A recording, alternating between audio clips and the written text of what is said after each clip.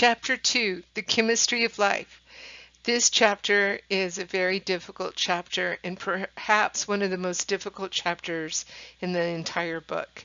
But why do we talk about the chemistry of life even though this is a biology class? Is because there had to be a chemical evolution before there was a biological evolution. And what do I mean by that? I mean that we had to start off with small molecules, and these molecules actually got larger, larger, and larger till we have very famous large macromolecules like proteins, lipids, nucleic acids, and proteins. In this chapter, we'll talk about molecules and atoms, we'll talk about matter, atom composition, the different types of chemical bonds, the structure of water, pH, carbon, polymers, carbohydrates, lipids, dietary fats, proteins, and enzymes. So this is a mighty long chapter, and it's an important one. Okay, opening questions. What makes up living things? Okay, so what are you made up of? What is your dust made of? What is a tree made of? And what is the universe made of? These are very interesting questions. Well, chemistry is the scientific study of matter, and matter is what our desks, ourselves, and the universe is made of. We need to know basic chemistry in order to understand many important biological processes. So chemical reactions are occurring all the time, even though you're sitting down and you think that you're not using a lot of energy. At the cellular level, a lot of things are happening. Every object in the universe is composed of matter. And what is matter? Matter is anything that occupies space and has mass. Matter is found on Earth in three physical states: solid, liquid, and gas. So, is your desk composed of matter? Heck yes. What about yourself? Heck yes. If you look at your neighbor or someone at home, are they composed of matter? Heck yes. All matter consists of atoms, and atoms are the smallest unit that retain all of the properties of the type of matter. If you put a whole bunch of atoms together and they're bonded together, they're going to form a molecule. So you can have different kinds of molecules, and in this diagram that's on this slide, you see a molecule of propane gas. Living things contain elements and compounds. What is an element? An element is a basic substance that can't be broken down. So elements include things like hydrogen, carbon, and gold, like the elements that you would find on a periodic table. They're very unique. You can't break them down any further. The smallest amount of an element is an atom. So an atom still has its own specific character, and that is the smallest substance. Individual elements combine and they form compounds. So let's take a look and see what's happening here. So here we see sodium and chlorine, and together they make sodium chloride. And sodium chloride is table salt. So that crystal, that white stuff that you see on the table to liven up your food, is made of two elements that are very unique: sodium and chlorine. Chemical reactions can rearrange matter, but they can't create or destroy matter. So reactants are transformed into products through chemical reactions. You know, the classic examples like baking a cake. You have your ingredients like flour, eggs, butter, and those are transformed into a cake. So you have your reactants in a chemical reaction, and on the other side of the equation, you have your products. So in this example here, we have glucose and oxygen. So this is cellular respiration. Here, glucose C6H12O6 in the presence of oxygen gas, which is O2, is broken down into small molecules: H2O, which is water, and CO2, carbon dioxide. Every time we expel air, we're expelling CO2. And so when we break down glucose in the presence of oxygen, we're actually releasing energy. And you see that energy on the right-hand side of the formula, it looks sort of like a sunburst. And so that is cellular respiration. So here we're going from a large complex molecule like glucose, and we're breaking it down into water and carbon dioxide. And when we do so, we're releasing a lot of energy because energy is stored in the bonds. Chemical reactions are written where the reactants are typically on the right-hand side and the products are on the left-hand side. How do we organize our understanding of matter? Well, we have the periodic table to put all of the atoms together, all of the unique atoms. So there's many ways to classifying objects, but one way is the periodic table. So if you take a look at the periodic table, you see that it starts with the smallest atom on top, which is hydrogen, and as you snake through the periodic table, atoms get larger, larger, and larger. In this periodic table here, you see the whole entire periodic table, but most of the squares are colored. Some are colored orange and pink and green, and usually these colored squares are found in the first 4 rows. So those that are colored orange include hydrogen, carbon, nitrogen, and oxygen. Well, that's important because that represents CHON, right? Those elements that make up 96% of life. And then we have other elements like sodium, magnesium, phosphorus, and sulfur, and they make up the next 3% of life. And then we have microelements, something like iron, manganese, chromium, even tin, and all of these will make up the last 1% of what makes up life. So in the periodic table, if you look at the first 3 rows, these first 3 rows contain most of the elements found in life. Now, within each of the squares, you're going to see two numbers. One is large, one is small, and then you're going to see a symbol, which is usually 1 or 2 letters.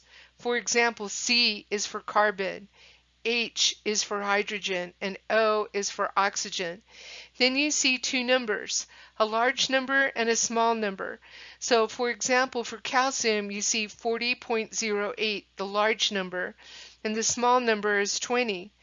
40.08 is the atomic mass or atomic weight. It's the combination of the number of protons and neutrons. The small number is the atomic number, and this is what gives each element its uniqueness, and it is the number of protons. So here for calcium it says 20, so the atomic number for calcium is 20. 20 is the number of protons in calcium. As I mentioned before, in each of the squares, you're going to see a large number, a small number, and a symbol. And that symbol is either 1 letter or 2 letters. So elements are listed in order of their atomic number. So it goes from small to large. The smallest atom or the smallest element is hydrogen. And so hydrogen has an atomic number of 1.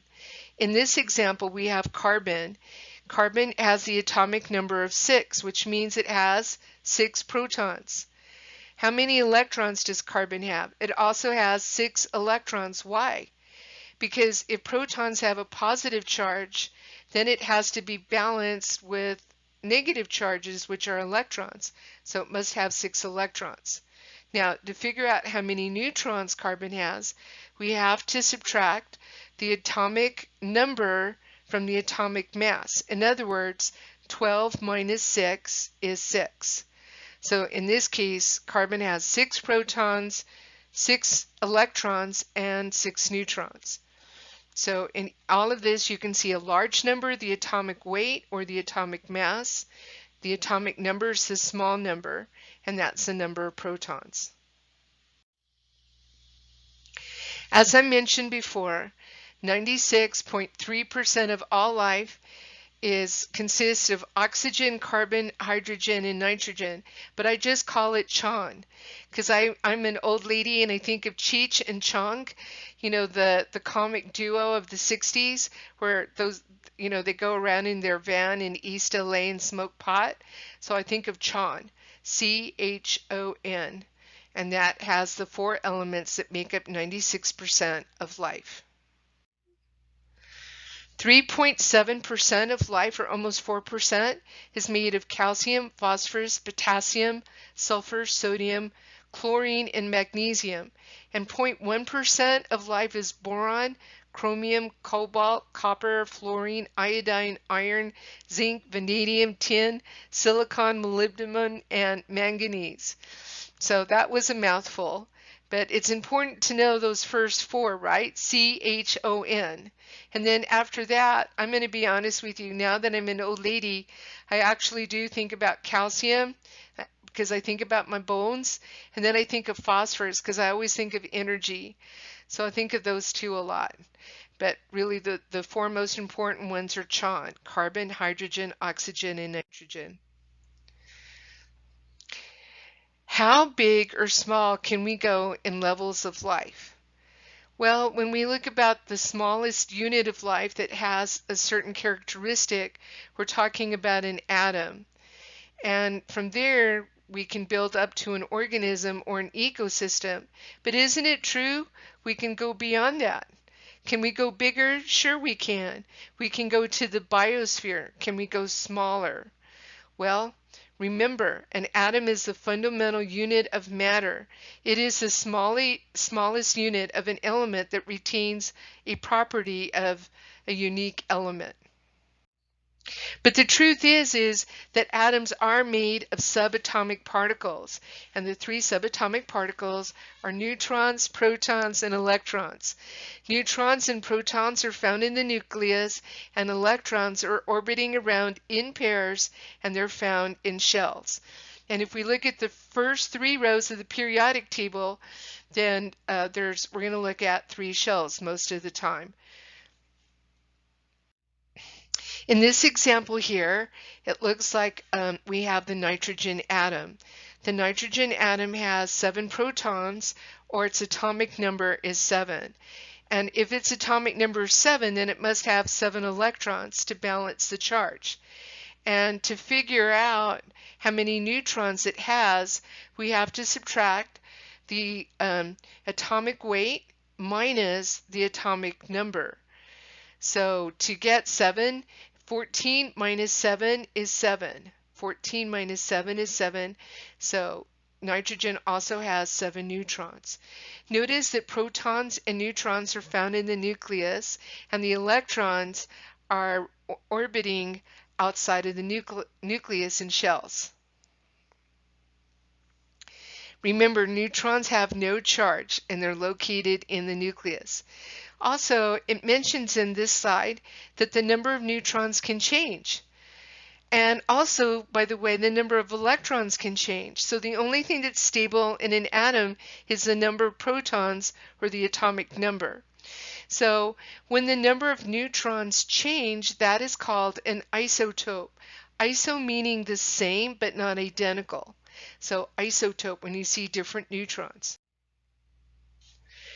Electrons have a negative charge, and they're orbiting outside of the nucleus, and the number of electrons determines an atom's ionic state or chemical reactivity. So oftentimes we look at the very last shell, and that is called the valence shell. And usually we want that shell to be full. But if it's not full, then we know that an atom will try to form bonds so that it can have stability.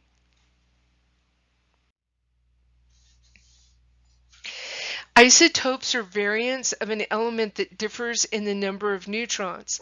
So remember, the only thing that stays stable is the number of protons, or the atomic number, and that's what gives an atom its character. Isotopes are variations in the number of neutrons that an atom may have. And that's why when you look at the periodic table and you look at the atomic weight, you always see that it's not a whole number. There's always a decimal point and numbers after the decimal point. And that's because scientists have measured an element. They go around measuring all of the elements and then they get the average. And because they're measuring isotopes, then the atomic weight varies, and that's why you see a number past the decimal point. So for example, for hydrogen, it's not just 1, it's usually 1.008. That means there's some hydrogens out there that are heavy, and that's because they might have a neutron in the nucleus. Typically, isotopes are less stable and they may decay over time, emitting radiation. And in fact, we use that decay over time to actually maybe look at fossils and give them an age to see how old they are. And we'll use carbon-14 dating, so that would be a classic one. But you can also have an isotope of nitrogen. Instead of nitrogen 14, you can have nitrogen 15. That means there's an extra neutron in the nucleus. Ions vary in the number of electrons in the electron cloud. When an atom loses or gains electron, it can become electrically charged. Charged atoms are called ions. So now we know that it's not only neutrons that can change, but also the number of electrons. So if an atom loses or gains electrons, it becomes charged. And these charged atoms are called ions. If a nitrogen atom gains 3 electrons, is it positively or negatively charged? Think about it. What kind of charge do electrons have? Yeah, that's right. They have a negative charge. So if nitrogen gains 3 electrons, it will become negatively charged. Bond, anyone? So remember, if we look at the outer shell of an atom and we see that that shell can hold more electrons, we know that it is unstable and chemically reactive and ready to form bonds. So bonds can form in 2 ways, either by sharing electrons or by transferring electrons. If we share electrons, that's a covalent bond. If we transfer electron, that is if we transfer them, that is an ionic bond. Okay, what might be the pluses and minuses of each kind of relationship? So I can tell you right now that when we share electrons, that's a strong bond. I always think of a Hercules handshake. 1, 2. 2 electrons are shared. That's a covalent bond. So that's a strong bond. I'm made of strong bonds. I took a shower this morning, and I'm going to be honest with you, I didn't disintegrate or fall apart when the water fell on me because I'm made of strong covalent bonds. But then there's also ionic bonds, which is the transferring of electrons, and these are often weaker, and ionic bonds dissolve typically in water. So when we look at this slide, it shows you the 2 types of bonds, ionic bonds and covalent bonds. Ionic bonds involve the transfer of 1 or more electrons from one atom to another. On the other hand, a covalent bond involves the sharing, and that's the operative word, the sharing of 1 or more electrons between atoms. And once electrons have either been shared or transferred, then the atom becomes more stable. So keep in mind there's 2 types of bonds, ionic and covalent. In a covalent bond, we share the electrons. We can either share the electrons equally, which is called a non-polar covalent bond. Why is it called nonpolar? Because when you have a poles, like in a magnet, there's a plus side and a minus side. But when you share the electrons equally in the middle, then there's no charge. That's why it's called nonpolar. On the other hand, you can have a polar covalent bonds, and that means that electrons are shared unequally. So there's a plus side and a minus side to each of those bonds. So here are some examples of an ionic bond. So we have sodium and chlorine, that's our table salt. And so the sodium and chlorine are held together by an ionic bond. So what happened? Sodium has one electron in its outermost shell. That means to be chemically stable, it has to find 7 more electrons. Don't you think it's easier just to transfer that one lone electron rather than find 7 more electrons to fit in that shell? Yeah, it's easier. So that electron is transferred, and it's transferred to chlorine. And if you notice, chlorine is on the outer edge of the periodic table, and usually those elements are missing like 1 or 2 electrons. So in this case, chlorine is missing 1 electron in its second shell. So the transfer makes both of these atoms more stable because their shells now have 8 electrons. Now sodium has 8 full electrons in its second shell. And now chlorine has 8 electrons in its second shell, and now it's more stable. So this is an ionic bond. So now we see that they're charged. When sodium lost an electron, now it's not balancing all the protons that have a positive charge in the nucleus, and therefore sodium is positive. On the other hand, remember chlorine received another electron, and electrons are negative, so now chlorine has an overall negative charge. So these are ions or charged atoms. Now let's talk about covalent bonds. Remember, the operative word for covalent bond is sharing. It's the sharing of electrons. And a classic example of sharing is found in the water molecule H2O, water. So oxygen happens to be very electronegative, and that means it's going to pull electrons towards it. So we have oxygen needs 2 more electrons in its outermost shell, so it's going to bond with 2 hydrogens, and these 2 hydrogens are going to share electrons. So now hydrogen is stable because it needs 1 more electron, and oxygen is stable because it needed 2 more electrons. So you can see in this diagram the sharing of electrons. But notice they're not sharing them equally. So this is an example of a polar covalent bond. So remember, covalent bonds can either be nonpolar, that means unequal sharing, or polar. Excuse me, I got it reversed. So nonpolar means equal sharing, and polar is unequal sharing. And I apologize for that.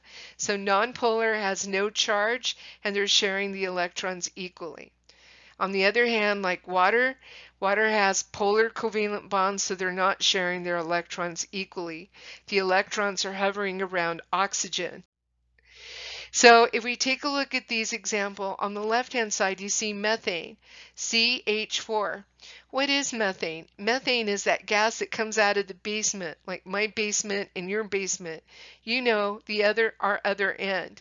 But methane is CH4, and when you have bonds forming between carbon and hydrogen, they share their electrons equally. And when you share your electrons equally, there's no overall charge. So this is an example of a non-polar covalent bond. On the other side, we see water, and you've already seen it before. So oxygen bonds with 2 hydrogens because oxygen needs 2 more electrons in its outermost shell. But notice oxygen is so strong it's pulling the electrons towards its nucleus. So this is forming a polar covalent bond. So the oxygen side of water has a negative charge, and that makes sense because electrons have a negative charge. And on the hydrogen side of water, there's only a proton left in the nucleus, and protons are positive. So that makes the hydrogen side of water positive. So water's like a little magnet, plus sides and minus sides, whereas methane gas is a neutral molecule that has no overall charge. Water is a polar molecule, and that results in the attraction between molecules. Now, I always say this statement, and I don't mean to make it difficult. I'll hope that you remember it. Birds of a feather flock together. So that means birds of the same feather flock together. Water is charged. It's like a little magnet, and it also likes other charged molecules. And it doesn't like non-charged. It prefers to react with charged molecules. So birds of a feather flock together. So polar covalent bonds in water mean that there is an uneven charge distribution. The oxygen side of water is negative and the hydrogen side is positive. And as a result of this, water is going to attract other charged molecules or atoms or ions. So there's always going to be this weak attraction between opposite charges. Now that brings us to another type of charge.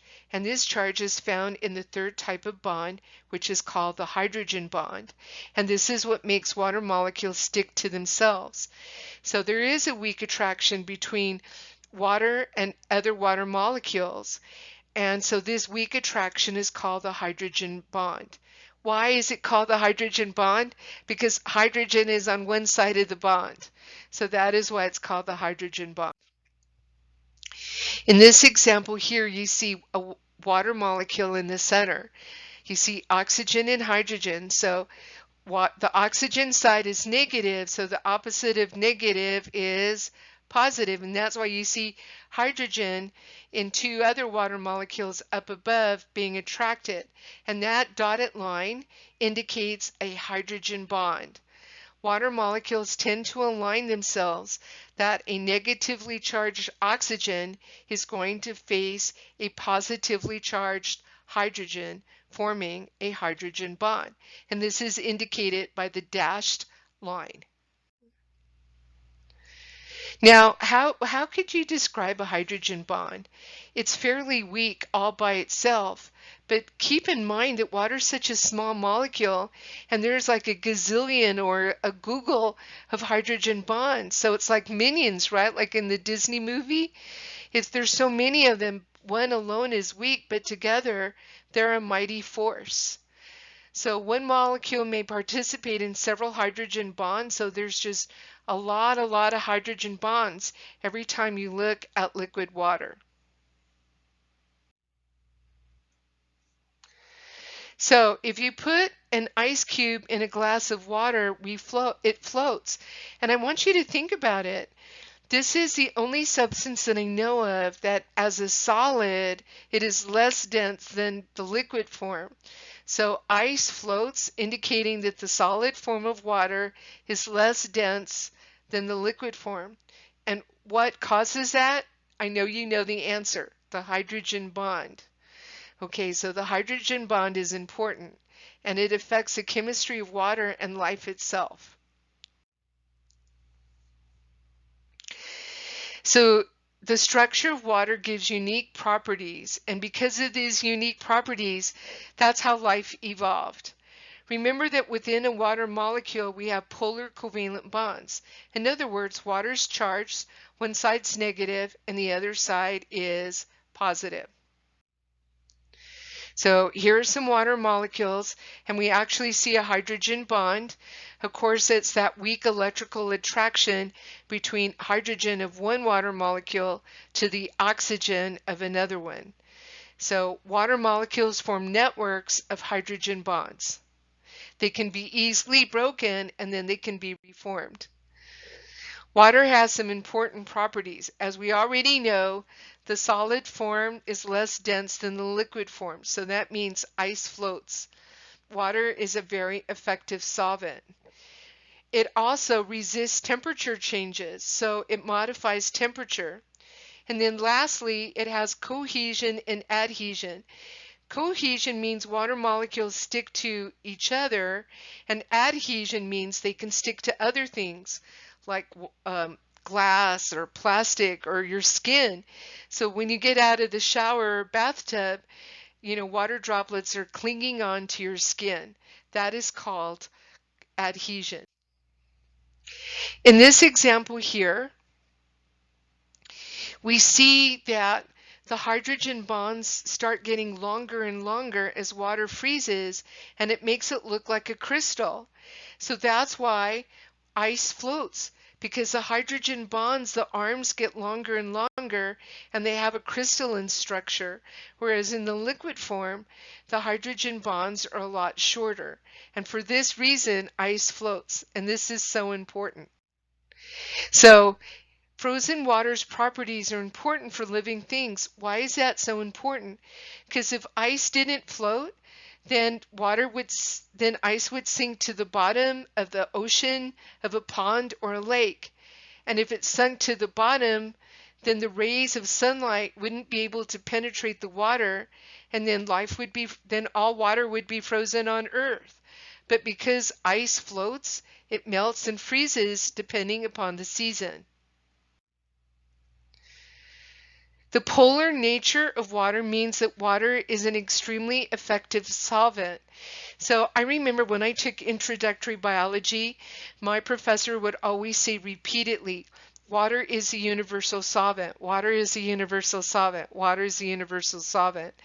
So that's why our washing machines have water in them, because they can break things down, and we want to get down the grime and the grease or whatever we spilled on our clothes out when we put them in the washing machine. So water is a universal solvent. It dissolves, it's a dissolving agent, and so when we put molecules like sodium chloride, table salt, it dissolves. Isn't it true if we put sugar like in our coffee in the morning? It dissolves, so water is a universal solvent. Water is the most biologically important solvent. The polar nature of water means water readily absorbs and releases heat. So it moderates temperatures. And I think about this because, liquid water can absorb and store large amounts of heat. Okay, and when it does that, it can moderate climate. The classic example is Hawaii. Hawaii is an island, and it doesn't matter when you go to Hawaii. It could be in the wintertime, it can be in the summertime, springtime, or fall. But I always hear it's a beautiful 80 degrees. My daughter lives in San Diego, right by the ocean, and San Diego is cool all of the time. It's like around 70 degrees, maybe it fluctuates to 75. Why is that? Because the water next to it is absorbing tremendous amount of heat. Now, where is the water storing the heat? Well, all of the energy is stored in the bonds. Remember, there's a Google of hydrogen bonds, and then all of those polar covalent bonds within the water molecule itself. So water moderates temperatures. Here in the desert, isn't it true we can start off the day at 40 degrees Fahrenheit, and by the end of the day it's over 100 degrees? Why is that? Why do temperatures vary so much in a desert? Where's the water? There's no water to moderate climate, the microclimate. Okay, living things can use water to regulate temperature. And in this example here, it looks like we see a football player and there's steam coming from his head. So water is converting from a liquid to a gas stage. And to do that, you have to break a lot of hydrogen bonds. But you need energy to break hydrogen bonds. So to do that, a lot of energy is being stolen from the skin of our football player and converting it into a gas. And that's why it looks like steam is rising from his head. So that sweating can cool us down. So evaporative cooling is one way that living things can use water to regulate temperature. So when water goes from liquid to gas, it takes energy. And that energy can come from our skin. So think about this. Here in the desert, if you're in a swimming pool and it's over 100 degrees outside, you get out of that swimming pool, don't you feel like you're so freezing cold? And don't you see mothers opening up towels and waiting to get their little children so they don't get freezing cold? Well, what's happening there? It's all of those hydrogen bonds being broken are taking the energy from your skin and cooling off your skin. It's cooling it down so much that you get freezing cold, even though it's over 100 degrees outside. Okay, now let's talk about cohesion. Cohesion means that water sticks to itself. Cohesion is the tendency of molecules to stick to itself, just like water. And here you see a wolf spider that's walking on water. It looks like it's really religious because it's walking on water. And the only reason why it can walk on water is because water is sticking to itself. And you know the answer. It's because of the hydrogen bond, just like everything else, the hydrogen bond. So hydrogen bonds are so important. Because of hydrogen bonds, cohesion creates surface tension. How much can a change in pH impact living things? So now we're talking about pH, but are we still talking about water? And the answer is yes, we are. So when I think of pH, I think of the power of hydrogen.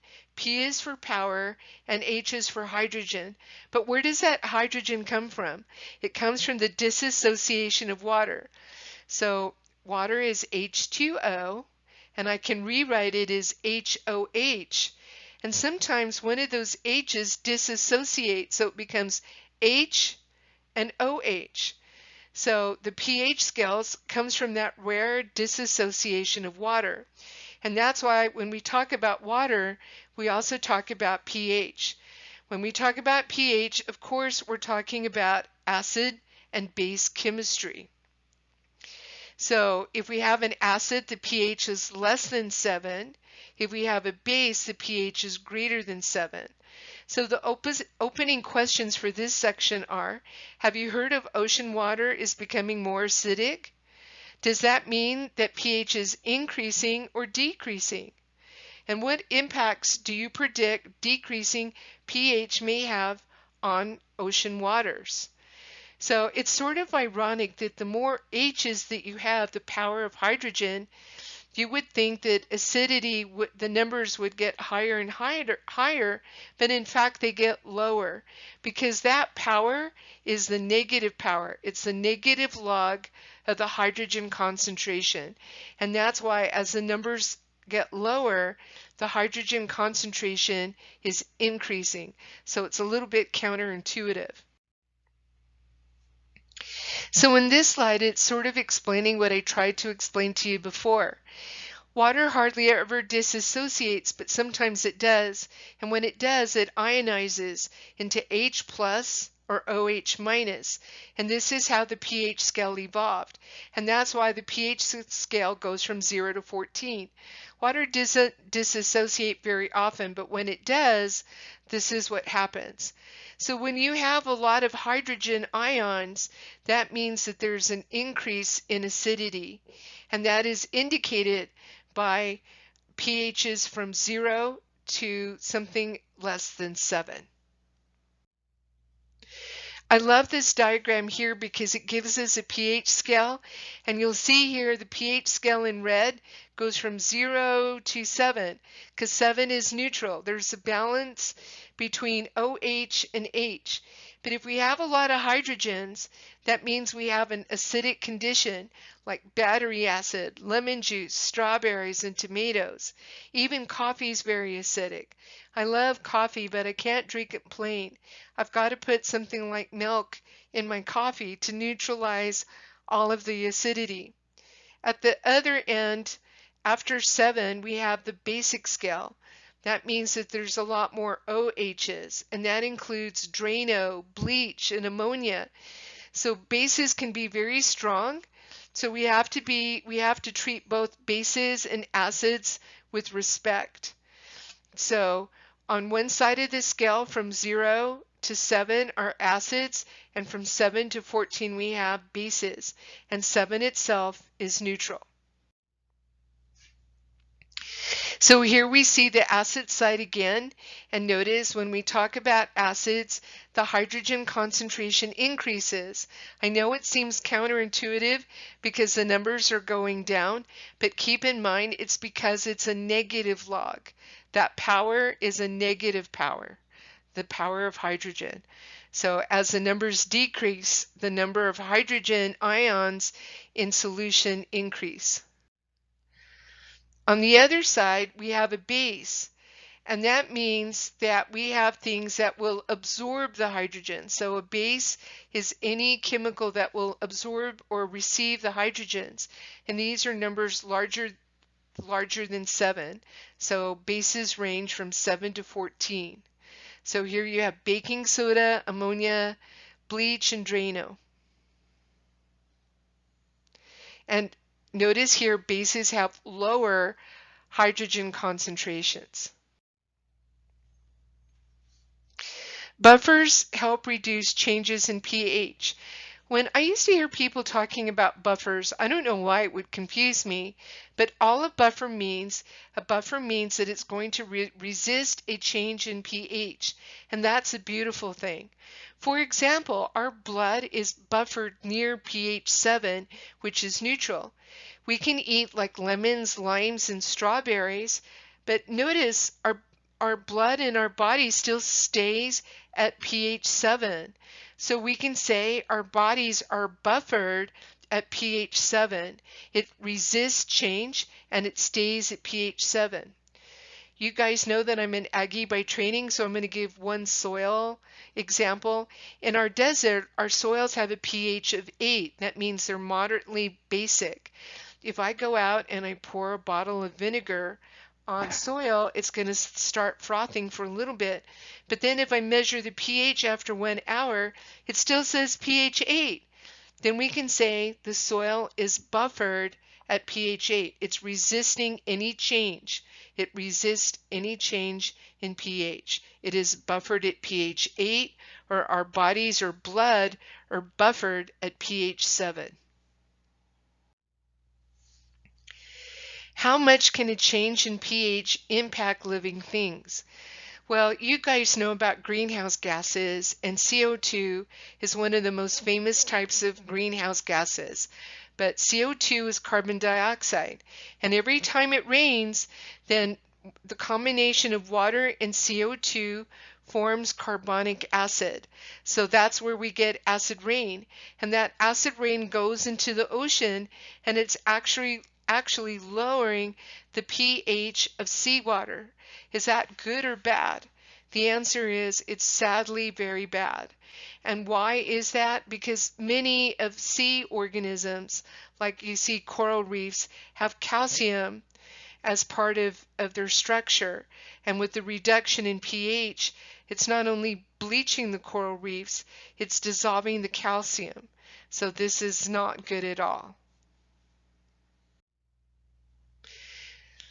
CO2 levels in the atmosphere are rising rapidly. They're rising rapidly because we're using fossil fuels. So over the next couple of decades, we're going to see that life will rapidly change in our oceans if we don't do something about it. Why is all of life on Earth based on carbon? So that's another good chemical question. Why, when we talk about organic chemistry, does it need to include carbon as a backbone? So after water, one of the most common elements of all time is carbon. So what makes carbon so special? Why are all organic molecules made of carbon? Well, carbon is a great backbone. It's a very common element, and its outer shell has 4 electrons. That means it needs 4 more. So it's a great connector, and it can form different shapes. So here we see a linear molecule, we see a T-shaped molecule, and we see a ring molecule, and they all have carbon as their backbone. So there's infinitely many combinations that can be made if carbon is the backbone of a molecule. So when we talk about organic compounds, we know that the backbone of that molecule has carbon. Now, in addition to carbon, there are these functional groups, and these functional groups give unique character or play an important role to larger compounds. So here you see OH, that's hydroxyl. So that is one type of functional group. Then we see NH2, which is found in amino acids, and amino acids are the building blocks of proteins. And then we see phosphates, and phosphates are the tails, the ATP adenosine triphosphate.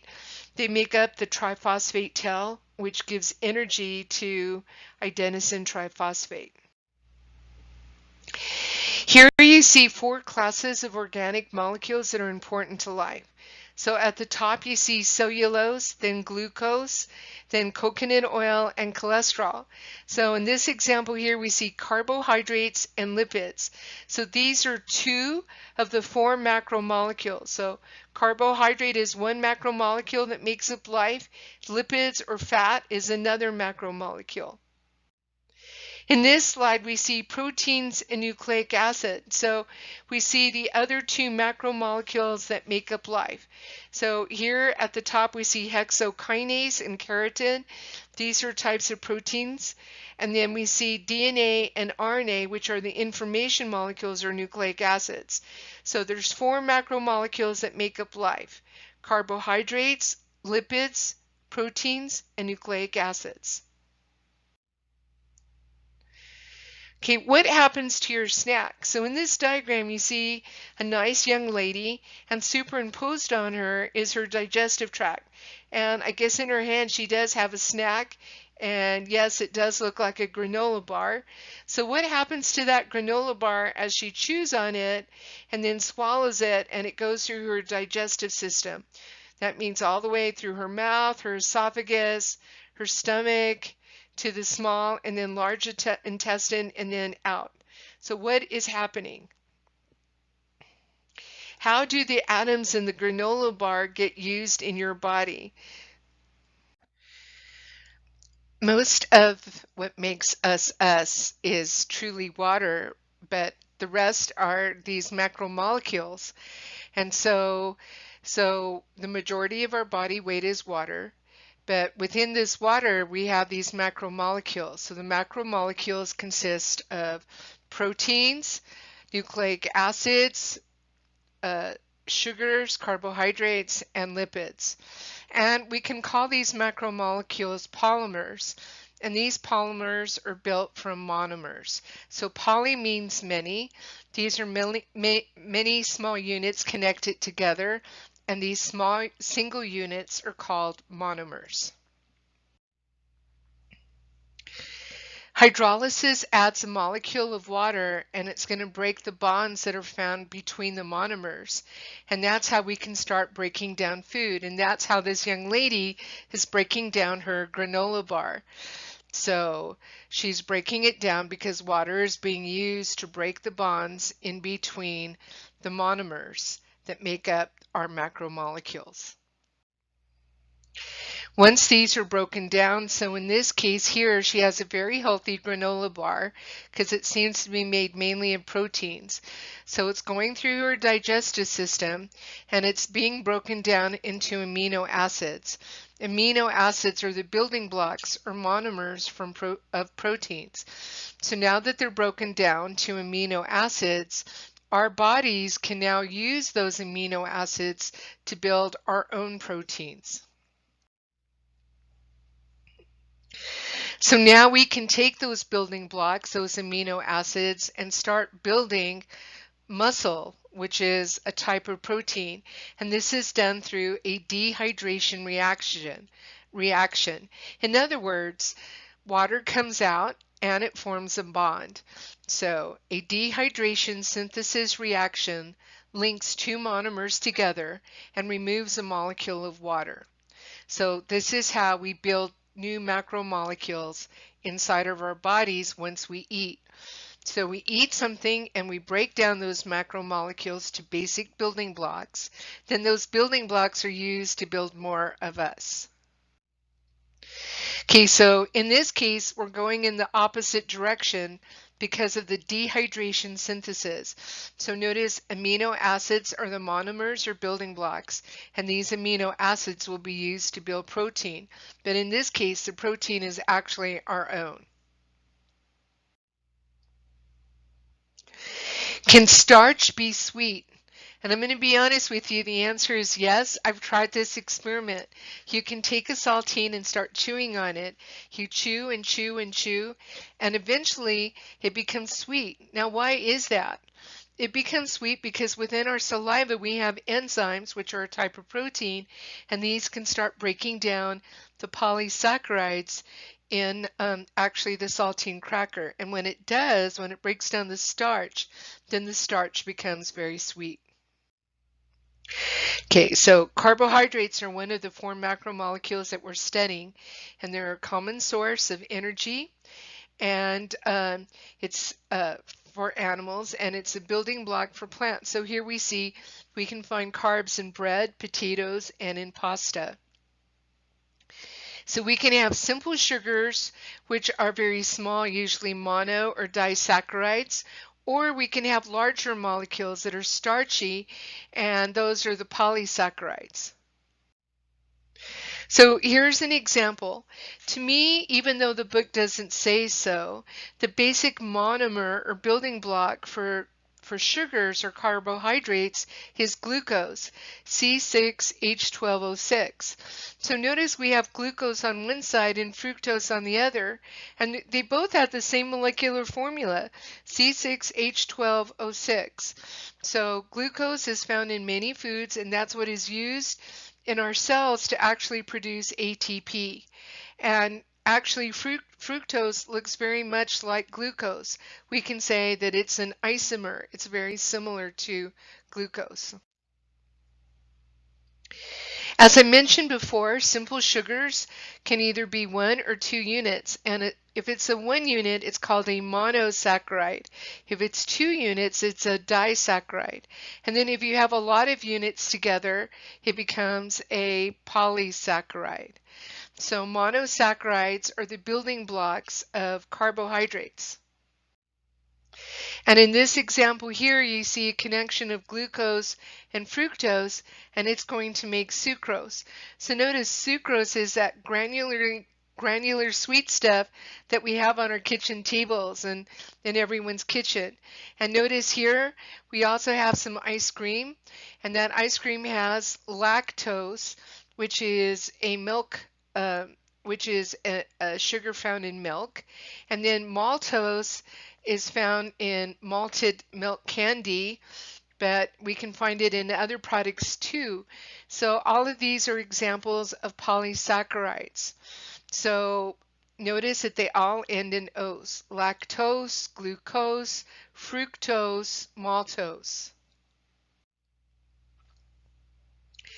A polysaccharide is made by joining many monosaccharides together, and usually the basic monosaccharide is glucose. So plants put together polysaccharides and starch and cellulose from glucose. So here you see potatoes in the first frame. That's an example of starch.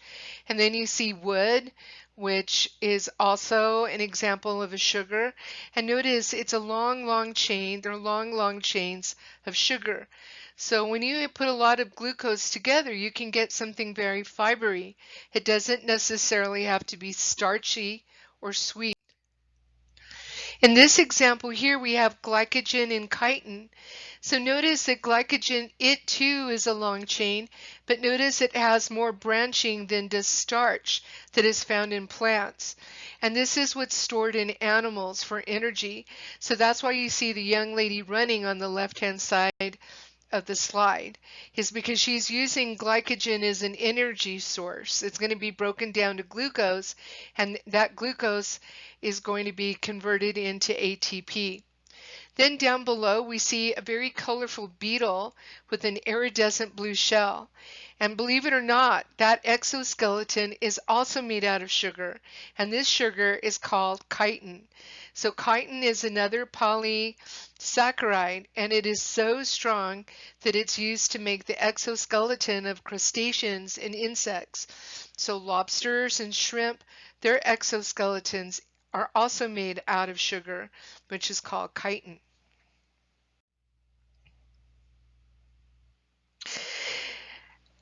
Here we see some oil, some red meat, margarine, and butter. So the question is, does this food make me look fat? Is fat a bad thing? Could you eliminate all of your fat in your diet? And the answer is absolutely not. So, are there at least 3 reasons why we need to eat fat? Is fat essential to our diet? Yes, fat is essential. It's used for energy, it cushions our organs, it insulates us like during the winter time. It also helps with membrane function for each of our cells, and it also helps regulate our hormones. So these are all of the reasons why we need to have fat and healthy fat in our diet.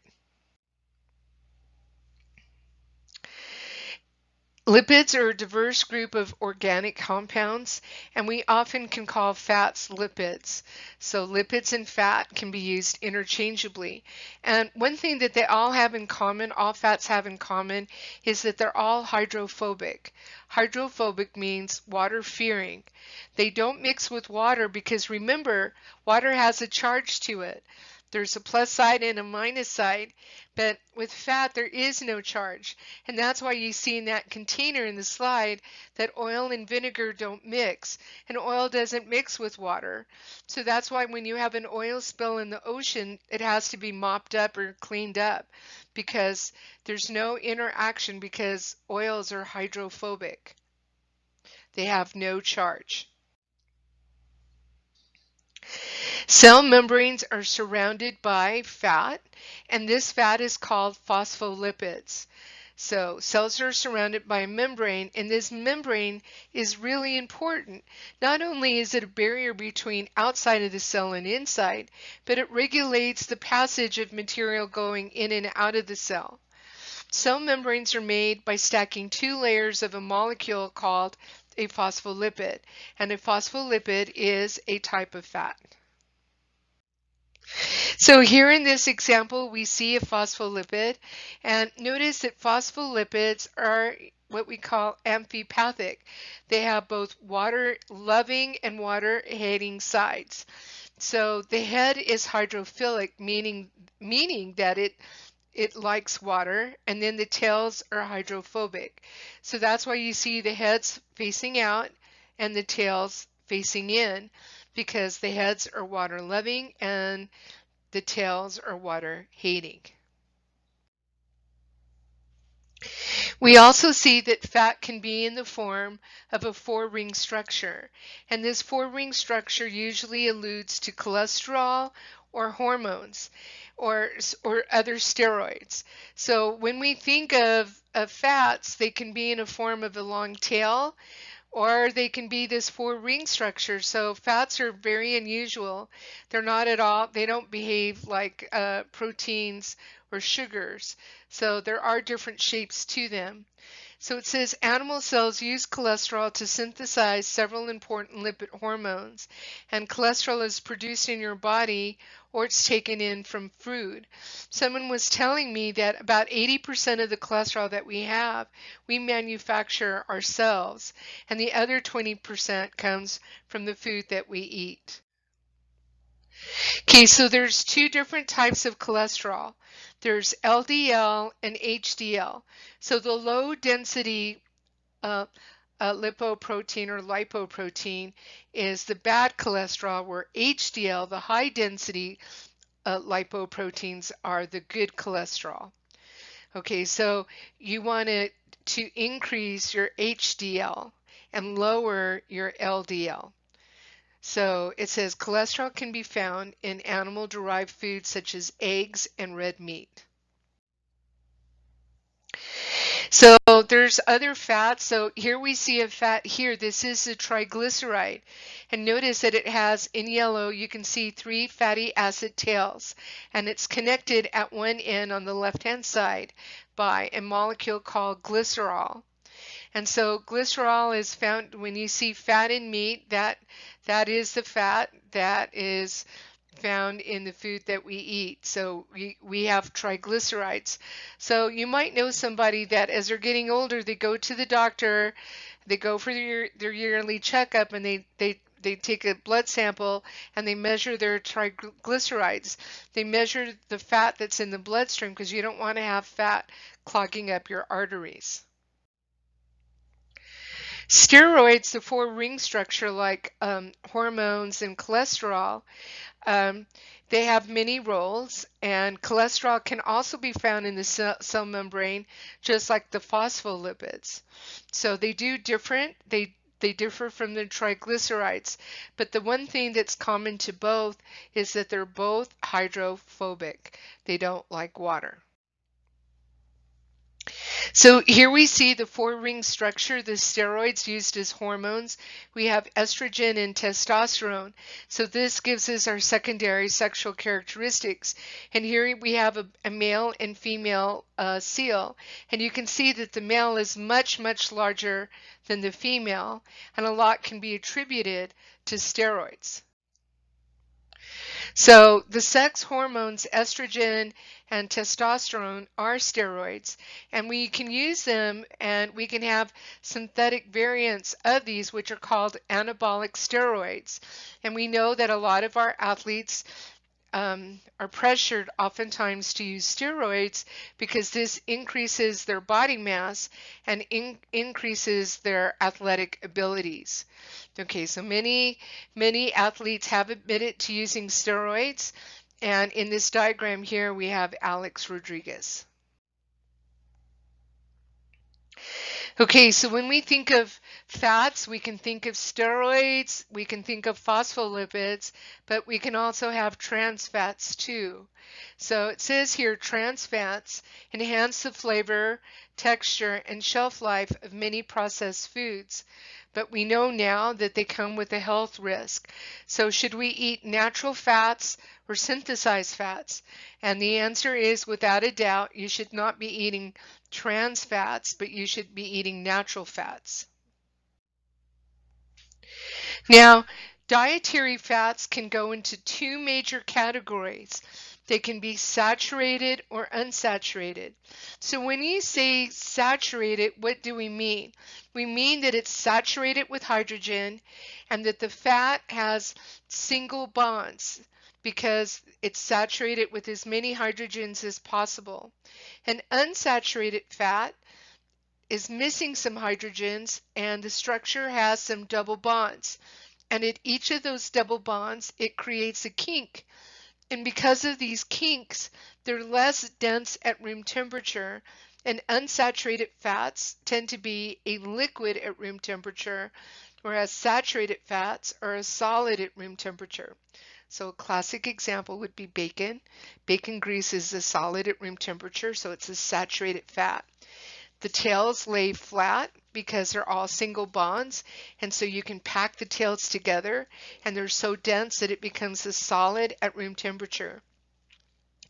Unsaturated fats are missing some hydrogens. They have some double bonds, and at each of those double bonds are kinks or bends in the molecule, and because of that, they're not packed in tightly like sardines are in a can.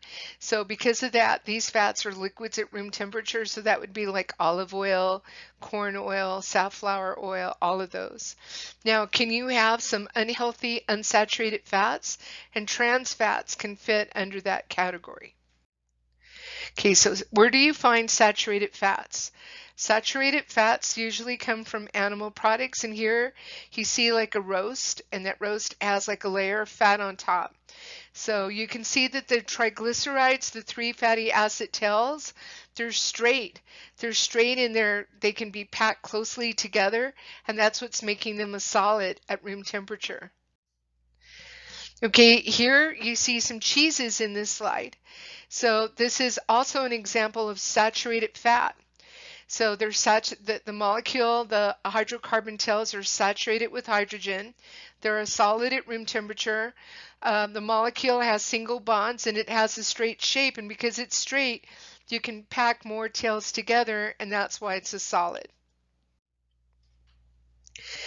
Unsaturated fats have double bonds, and you can see the double bond in the chemical structure onto your right-hand side.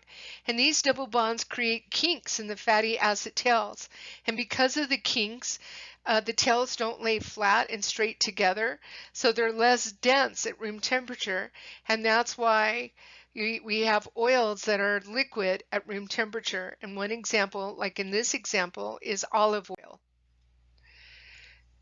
So what are some of the characteristics of unsaturated fats? They contain less hydrogens than saturated fats. They're a liquid at room temperature. They have a higher amount of plant products. Typically, they contain double bonds, they're bent, and they're more healthy for you.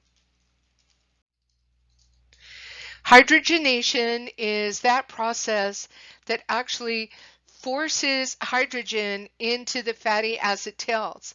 Now this was done, like, I grew up on Crisco. That's a hydrogenated fat. Is Crisco healthy for you? And the answer is no, it isn't. You can store Crisco in your pantry for like years because even the bacteria know that it's unhealthy. So a lot of the oils that we use oftentimes come from hydrogenated or trans fats, and we really shouldn't be using them.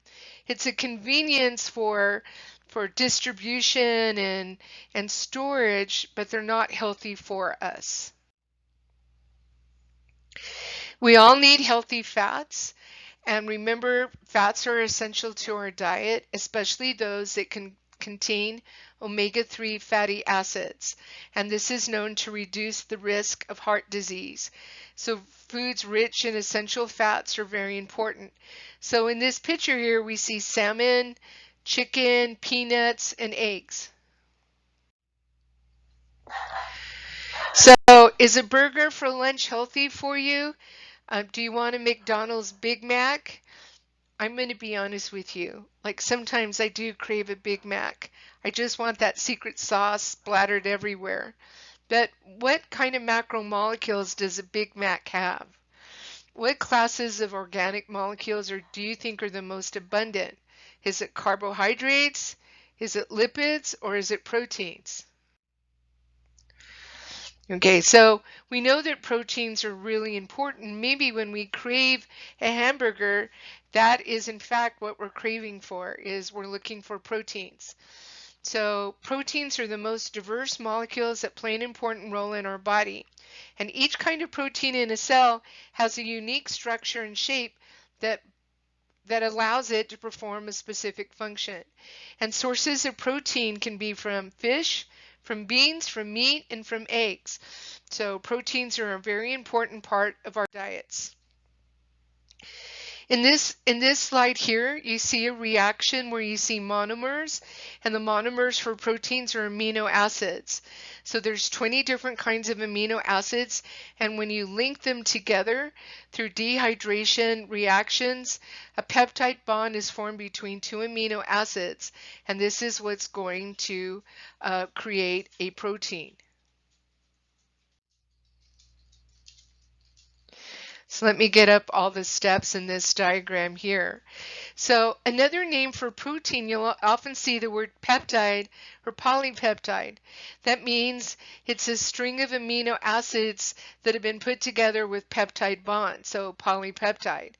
And a polypeptide can twist and fold, and it forms this unique three-dimensional shape.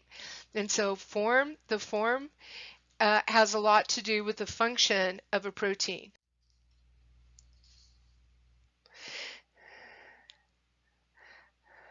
Okay, in this particular slide, we see a soccer player and we see all different types of protein, and we can see the shapes are very different. So proteins are used for structure like keratin, which is found in our hair, skin, and nails. It's also used for transport. So hemoglobin is a type of protein, and that's found in our blood, and it carries oxygen. It's also used for defense, like antibodies that protect are part of our immune system that are protecting us. They're a type of protein. And then enzymes, and enzymes such as lactase. Well, I know it's an enzyme because it ends in ase, and lactase is used in our digestive system, and it's going to break down lactose, the sugar that is found in dairy. And it can also be used for movement, and I'm sorry that a picture of me is hiding that. Okay, so the protein function is determined by a precise amino acid sequence and shape. So the sequence of amino acids are important. It's just like the sequence of letters in a word can give special meaning to that word. And if any one of the letters are out of place, then it doesn't have that same meaning anymore. Then the same thing applies for the sequence of amino acids and proteins. So sometimes they can become mutated, and a mutation means that there's been a slight change in the sequence of amino acids.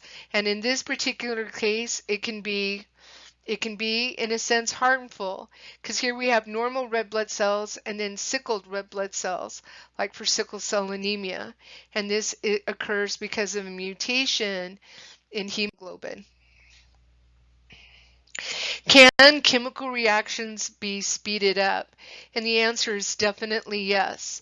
And so proteins help do that. They help speed up reactions. In other words, they're a great catalyst, and a catalyst speeds up a reaction. So we can tell an enzyme because it usually ends in ase. So here it says amylase is an enzyme that is going to break down starch. And so starches can break down, but they'll break up much more quickly if amylase is present. And it usually is present in our saliva. So enzymes are catalysts, and they do speed up reactions. So the sum total of all the chemical reactions in an organism is called metabolism. And all of these reactions are regulated by enzymes, and all enzymes are proteins. So you can imagine enzymes and proteins are very important to all organisms. Almost every metabolic reaction occurs with the help of an enzyme. So here we see how is it that enzymes speed up a chemical reaction. So we see someone here that is actually jumping over a bar. But if we were to raise the bar, it's very difficult. But if we lower the bar, then it's very easy, and the person can jump across more quickly, more easily. But that is exactly what enzymes are doing in our body. So how do enzymes speed up a reaction? They lower the activation. It's like lowering the bar for this high jump. So they lower the bar, making it much more easy. They lower the activation energy, and this is what is speeding up the reaction.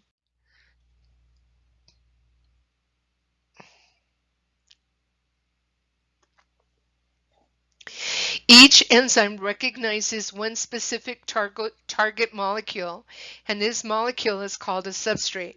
So enzymes are very specific, and they're very specific for their substrate.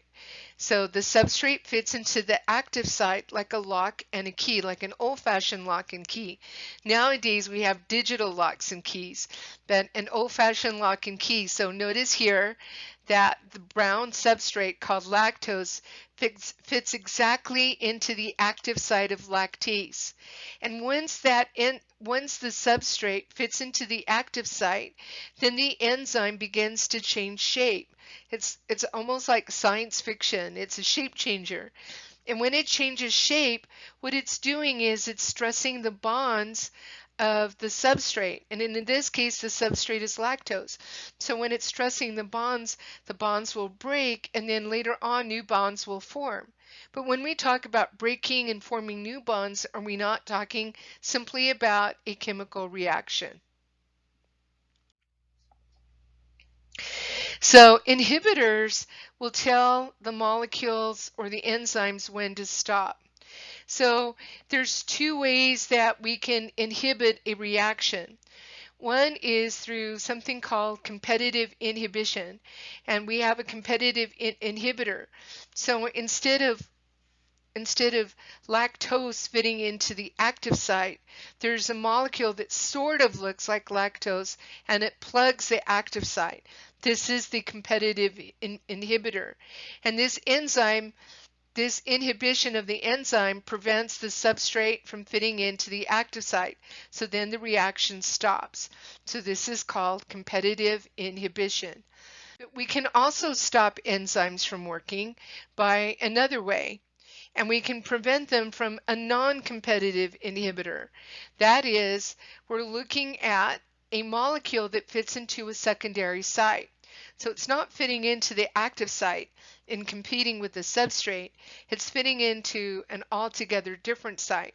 And in this diagram, we see a yellow diamond fitting into a secondary site in the enzyme, not the active site.